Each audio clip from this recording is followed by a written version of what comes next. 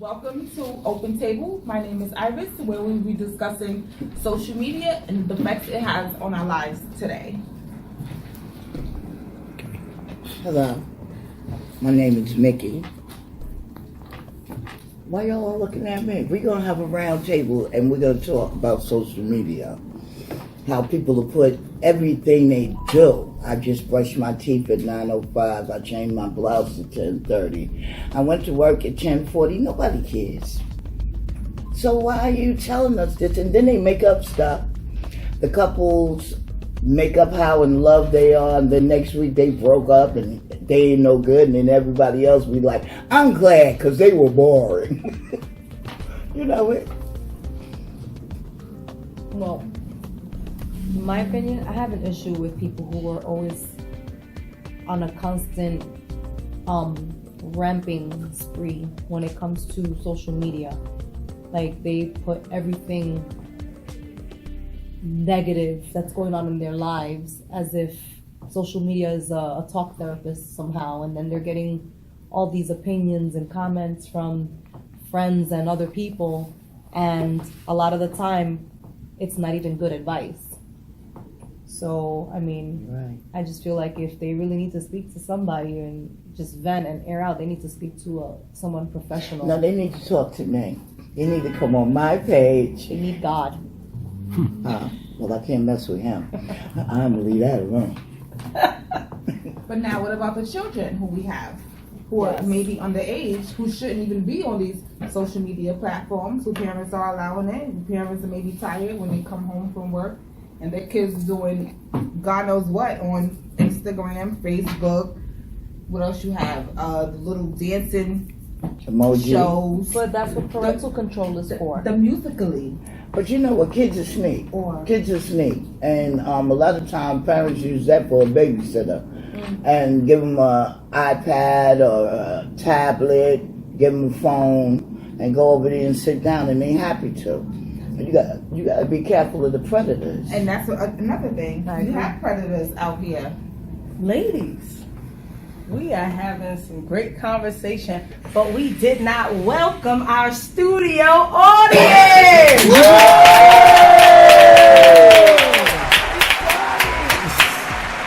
Yes, I'm Joe, and these are my co-hosts. I love these ladies. Such intricate minds, I tell you. We all agree social media is a mess. Right, Irish? Mess. And then they put that food, they take a picture of yellow rice. They always make yellow rice, chicken, and them sweet potato pies. Everybody be talking about look good. Hungry. Some of it look like they puked on it. Mickey, I feel the same way. That is a hot mess. These plates we be seeing on this. You know it. Thanksgiving coming up. I don't know what we going to do now because I'm tired of looking at those plates. Well, you know. Now, what about the guy who made he made it big after he ate the patty pie?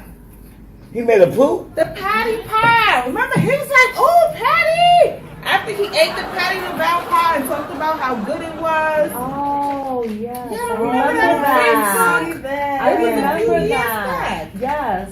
Wow. I've And never had a patty pie. Me either. I don't like sweet potatoes. I heard it wasn't good, but then they had a whole, after this, it was a whole big thing, how her pie was so good and the store was selling out, Walmart and everywhere. I just think that the name of the pie is a little weird. Patty pie? Like, it would come up with something more original. But you know what? I thought you was talking about SpongeBob. Krabby Patty. That's what I thought you was talking about. Mickey! Wow, you know! People be lying. It could have been a Krabby Patty. You know how that goes. Only you, Mickey. Yeah, but check this out. I went to the dentist Tuesday, and I'm getting this raggedy mouth fixed. So y'all better look at it and love it, because it's going to be going soon. What are we going to do with Mickey, ladies? What are we going to do? But listen, back to the conversation at hand. Social media mess. Okay. My teeth are on there. What are you talking about? I think it's horrible. Mickey? But you know what? You see a lot of information on social media. That's what's I got these Invisalign things. Oh yeah. But you know what? I got to get rid of this bow-legged one that I have here. And by the way, my son brought me some charcoal to brighten up my teeth, and he put me out of his house because I said, you know, this teeth was sparkly. I just wanted my bow-legged tooth fixed. Studio audience, isn't Mickey beautiful? Not that bow-legged tooth. Yes, you are. You are beautiful. But it's funny, that's true because I got the charcoal. But I'm getting that pulse, and you know, then you won't be seeing me talk so much. You know, because right now, Mickey, you can't help yourself. I know. You can always talk. I talk in my sleep.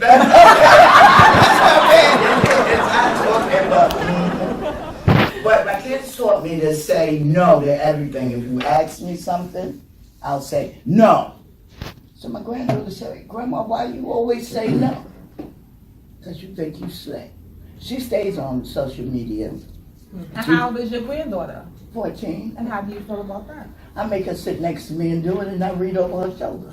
But at least you see some type of guidance there. And Yes, her father, yes, her yes. father has a tracker on it, so she doesn't have Facebook, she doesn't have Instagram, at least as far as he knows. But you know, these kids are ingenious. I know, but They you know think what? they are though. We There's just an app for watched everything now. a YouTube clip of a young lady from 1 year to the next, 2017 to 2018. She's a kid. And from the beginning in 2017, she looked beautiful, very innocent, very pure. But a year later, she looked so sad and depressed. And tired. She had little bumps under her lip. She had her skin didn't look. Yeah, She those looked bumps under her hurt. lips really troubled me. There was bumps all over here. I was like, look at that. Only you would Kinda spot scary. that. Well, you know, I spotted it too, but I was just You know, and she looked like she was on drugs. I don't know which one, but she's on. But you know what? One One of of the that is things, just really tired. yeah, one of the things that she said that was just paramount as a young lady, she said, if she could advise us on anything, is not to post our emotions. And she stressed that. Why do you think that is? Because people prey on it. I give the people what they want. I'll post emotions, and they be like, Because you can amen. handle it. They be like, amen. You know you so right. I love that. I'm laughing. Because y'all will let anybody take you there that gets a lot of views. But that's the thing, a lot of people are doing it just for the views. Yes. People are not, they want to do it for the attention, or if you feel that, okay, this is what it's in, let me indulge in this, and that may not be something that you really feel. We're getting ready for a public service announcement. We'll be right back.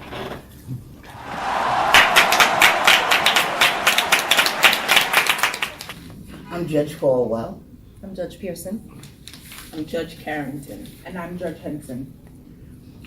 And we're here today because we would like to give y'all a public service announcement about coming into the penal system.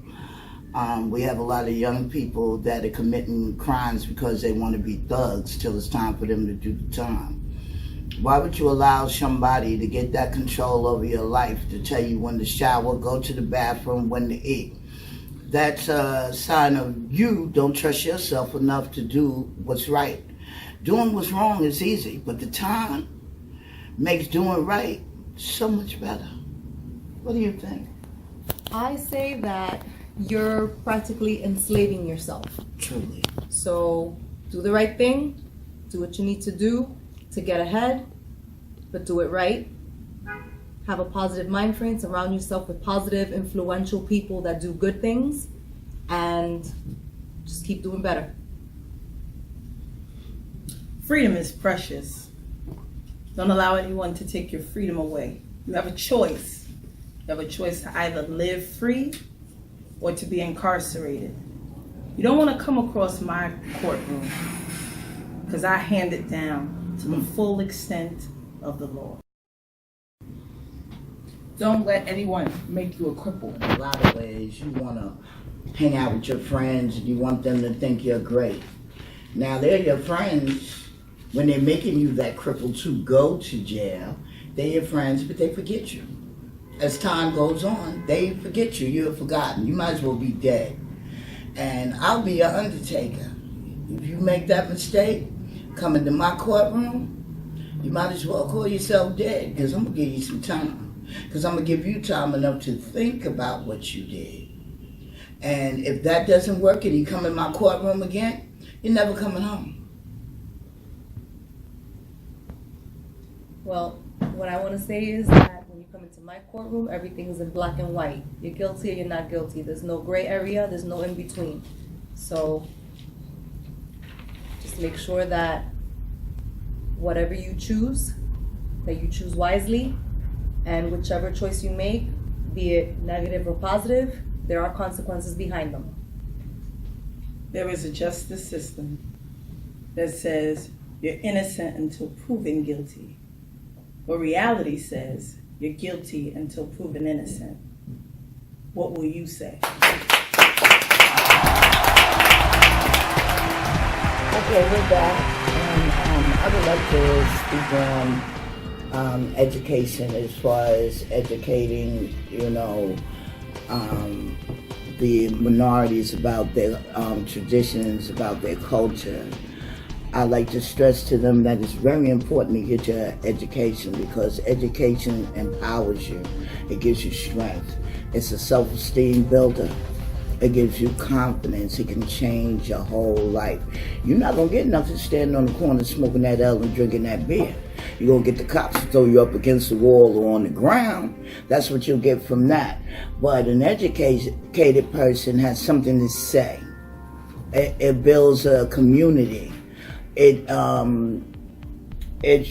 sets a standard that, because my mother didn't go to school or my father didn't go to school and nobody in my family went to school, does not mean that I have to follow that trend. I want to make that change so that my kids and their kids can see what education can do for you. I stress education to my kids from the time I taught them to read at 3.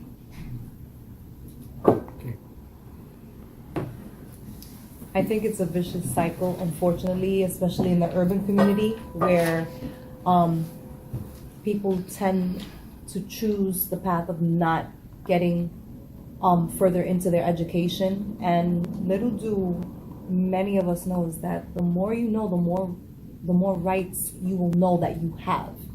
And that's part of the perks of having an education, and reading, exploring, researching, all these things, interacting with different people of good influence. These things, they help lift you up. They lift up a community. Engaging with others who want to help and uplift the community. Just overall. But Minnie, a lot of people, they feel insecure around a person that's educated. They feel as if you're coming at them. I noticed when I was getting my education, a lot of people that I used to deal with, as time went on, I found that we had nothing in common. We had nothing that I could talk to them about. They had nothing that they could tell me. And they started shying away from me. Like I had leprosy because I chose to get an education. I think a lot of times people that don't have education, a person getting it makes them feel insecure. We have the same opportunities. The only difference is I chose to take mine. You chose to let that opportunity pass you by.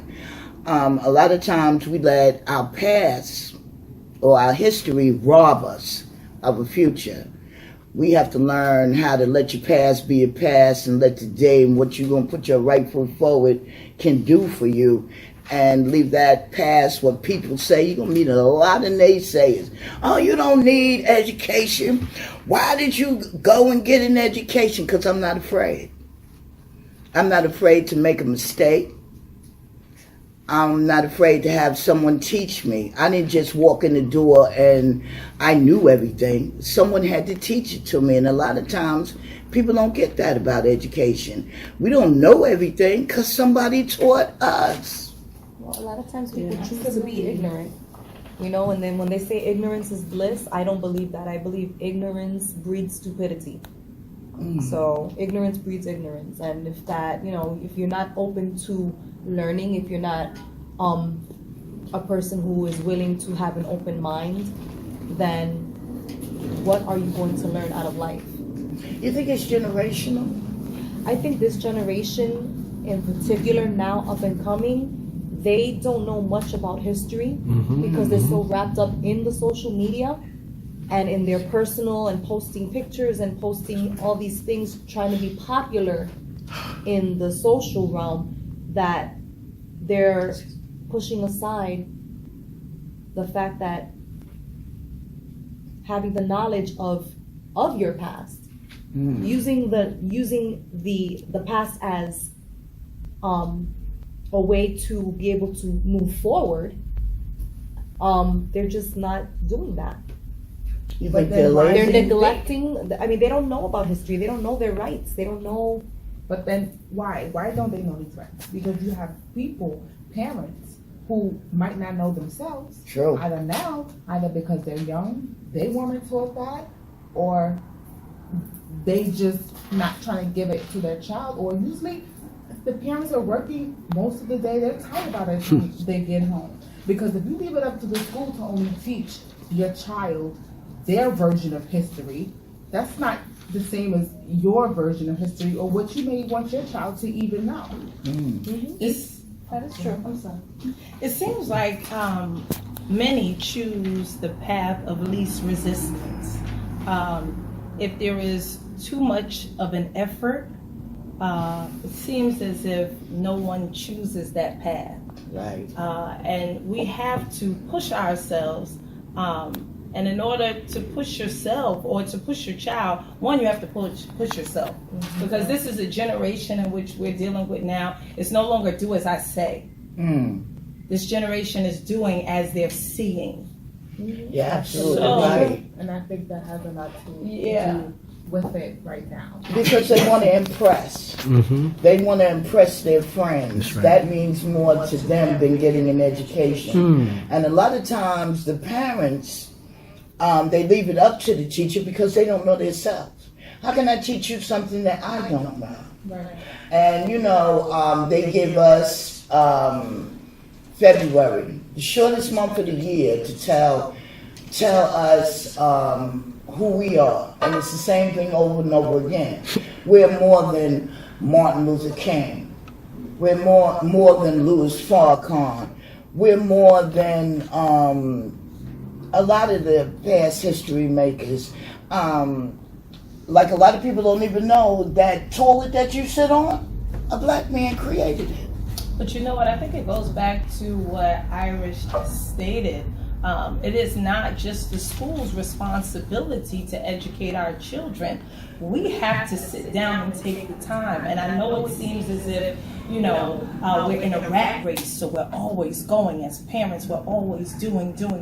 However, we have to set aside some time for our children, because if we don't, someone else will. And we see that the media, never mind social media, but the media publicize and give so much credibility to what seems like the elites, and our children are pursuing after that. They want the glitz and the glamour and the fame, but that's not reality. But they don't want to do the work that comes with it. They want to open up their door and the newspaper and everyone loves it. We have to learn how to practice continuity, the will to persevere over any odds. Soon as something, a glitch comes, everybody gets up. But you know what, Mickey? Like that. If we look on social media, one of the things that someone said to me over the weekend, we see the beauty. We see you when you wake up in the morning and you get your face beat and your hair's all in place, got on your nice little outfit, but we don't see what it took to get to that place. So we're seeing the after effects. That's right. But what did it take to get there? So our kids are not persevering because all they see is you looking fabulous. They don't see your hard work. They don't see your determination. They don't see your persistence. They don't see that when you don't want to get up in the morning, you push yourself out that bed. And still get up. And still get up and still go to school and still go to class and push. They don't see the effort. We just publicize the after. But you know what? And a lot of parents, they, I got to get you those $200 sneakers, $150 Michael Kors bag, instead of teaching them right from wrong, the history, Or the value of their money. what, I'm a 60s baby. And Get out of here. Yeah, I'm a 60s baby. Yeah. You sure you ain't 80s? Huh? I could be. Yes. I can only tell you what they told me. But anyway, a lot of things that our parents went through and we went through, I see, and these are little things, kibbles and bits that they gave us, and our people have become complacent and think that we're free. But when that cop lays you down on the sidewalk or runs up in your house and shoots your 7-year-old daughter, chase your son through the house and kill him in the bathroom, and get away with this, because we're not entitled. I mean, you got people, this Trump era, running up on people of color and talking about how much they are better than them. I'm a good white girl. I'm a good black girl. You a good Latino. I don't know what you are, Irish. I'm still out on that. But Joe, You know what I saw on social media the other day, which is something that we don't publicize in the media. 12 African American men who graduated from med school, all in their mid-20s. See, stuff like that does not make it to mainstream media. it sure doesn't. What makes it to mainstream media is the African American or the Latino brother being chased down, being run down. That is not our story. It's on there. You just have to search for it. You gotta dig a little more. Do you know that 68% of the crimes that are committed in our country are done by the Caucasians? They won't tell you that. They will blow it up and say that the Latino or black did this. She stole a can of beefaroni. It'll be on the news for 5 days. Beefaroni and no pot, But you know what? It is true, because when a person of color commits a crime, they're a criminal. But when our other persuasion commits a crime, it's mental illness. Okay, if that's mental illness, where does, I guess, racism, prejudice, the lynchings and all of that, that was mental illness too? It's all mental illness when it's not African American or Latino. But let me show you something. If you put it in that context of I guess that's why, of mental illness, I guess that's why they got over so many times. They go in schools and they kill everybody, even the janitor. Mickey, that's mental illness. That's not a crime. Listen, I think that society now has made it. They don't have metal detectors, but our kids do. Sorry to cut you off, but I feel like society has made it to where everything has a label. If something's wrong with you, you have mental illness, or your ethnicity, or your economic status. There's a label for everything nowadays, and society has made it that way. And I feel to create a weakness within the community so that people cannot unite. But back in slavery, Exactly. back in slavery time, they worked hard to divide and conquer, and But it's still happening. they still happen. That's what I was getting ready to say. They still do it. They try to do it subliminally because people might say something, but our young people, their minds, they're so talented. The things that they will not accept, all that courage that you have, you don't use it in the right context, because they'll let you sell all the drugs, make them rich, But when you move in their neighborhood, you going to jail. You know what I think that, in recent times, I've seen a lot of attention towards mental health. And mental health and mental illness are two different things. spectrums. They're on two different spectrums. And just as we go to the medical doctor to make sure we are medically fit, I don't think there's anything wrong with making sure you're mentally sound. Right. However, there is such a stigma. If you go for therapy, You crazy. if you go for counseling, Crazy. there is such a stigma. But just like you get your blood pressure checked, Mm-hmm. you get your thyroid checked, what's so wrong with making sure you have a healthy mind? Because if you have a healthy mind, then they can't control you. I don't like when, all right, you have a child that's disruptive in the class because they know that the teacher don't like him and the teacher gonna blame them. She gets the chance to say that your child is crazy. Now, I thought she went to school to teach. She didn't go to school to say what your mental illness is. If a teacher says, I can't take him, send him to the guidance counselor, you make our children junkies before they can even get a start. Mickey, I think a lot of these teachers are in it just for the money. Because you guys remember when we were growing up, we had teachers who cared. Right. It was not about the dollar. They cared about the student. They didn't stay back to get overtime to teach a child. They stayed back on their own time. Right. I remember Dr. Burgess. My mother gave her permission to spank me. Mm. If we got out of line, we got it from Dr. Burgess, and we got it when we got home. Mm. You try spanking somebody, My child, now the mother come and tear your head off. She will tear your head off, and she don't care whether her kid is And right. the whole family. Well, honey, I hide under the car. They bring the whole family. I'm And real. the whole family. Sure. But you know what? Some of these parents need spankings. Let's just be honest. They should have a parent spanking school on Saturday, and I'll be the superintendent. Make some sense into them. That's what they need. I'll be the superintendent. You know, I could not. Did your child go to school? I remember they used to come to your house. And true, no, we were scared to death. And we knew, but see, I had a sister that was in high school, and I waited till she had her hair for days. I go to fashion and design. We had half the day. You know, but I love to read. These kids don't even read. Everything is the internet. They don't Like, cultivate their imagination. They don't use it. I'm teaching my son now, you can't just base yourself on the computer, on the phones, because one day these phones and these computers and the TV is not gonna work. And You're then right. what you gonna do? Say you don't know because you don't have access Can't Google to a it. phone, Exactly. you can't put it in Google. No, before any of that came, you have to use your brain. There was no, oh, let me just Right. take the question and the answer pops up in my phone. You still have to use your brain. Well, my daughter, she'll never be lonely if her husband leaves her. She'll have Google.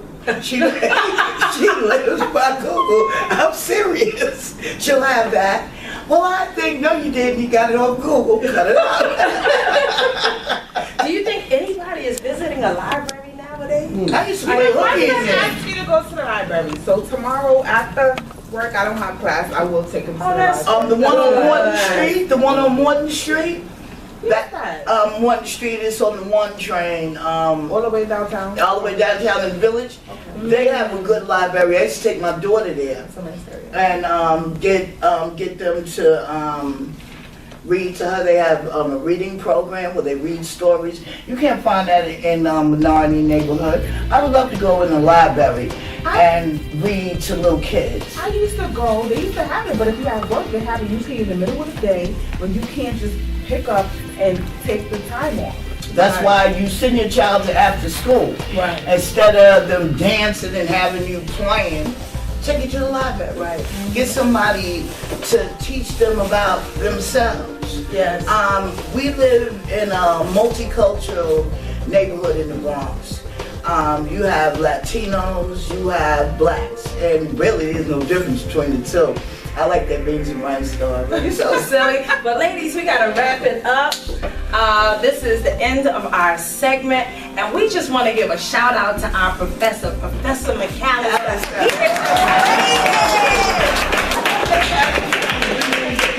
My props, right? That's right. And we have fun every Wednesday night because he just lets us go.